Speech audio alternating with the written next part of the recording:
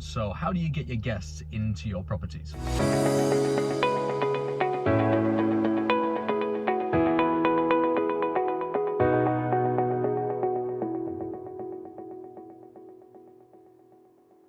Good morning everyone, hope we're doing incredibly well.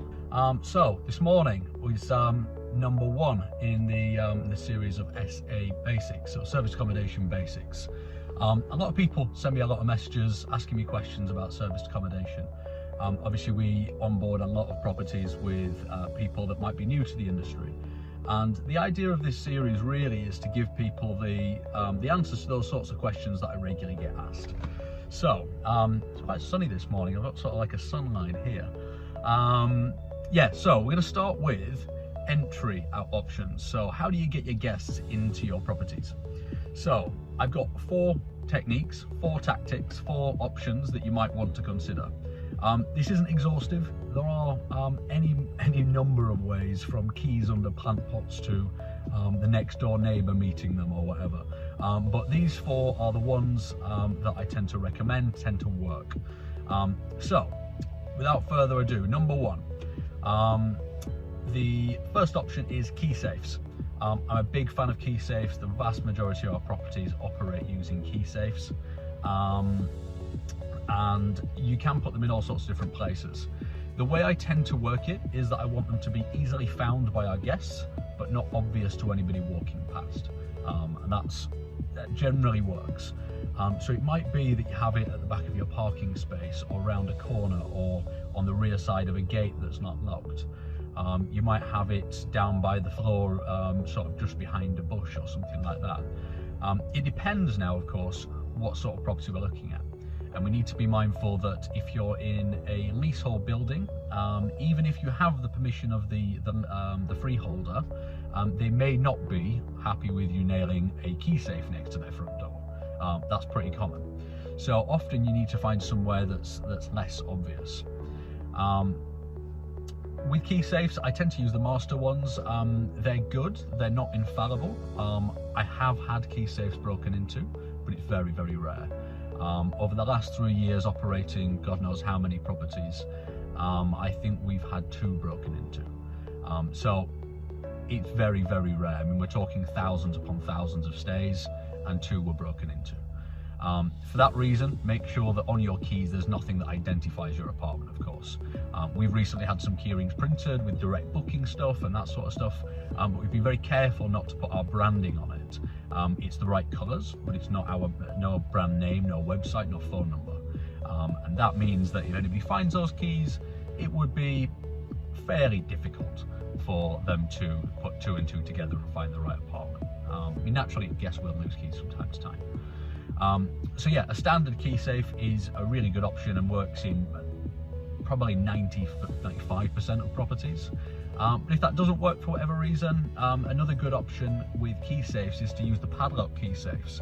So you can attach those to a railing. So it's just got like a metal loop at the top and then a key safe below, and you can attach those to a metal railing or a fence or whatever.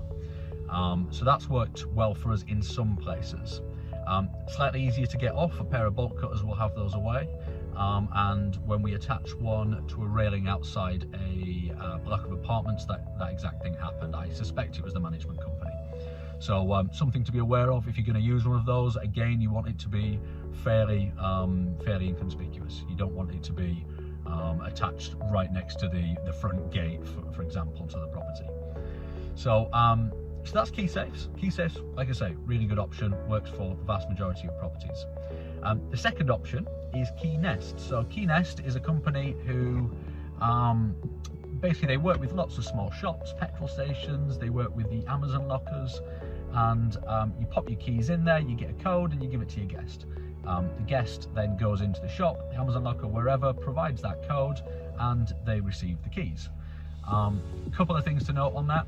The Amazon lockers are a pain in the arse, mainly because you have to generate a new code every single time, which we prefer not to do.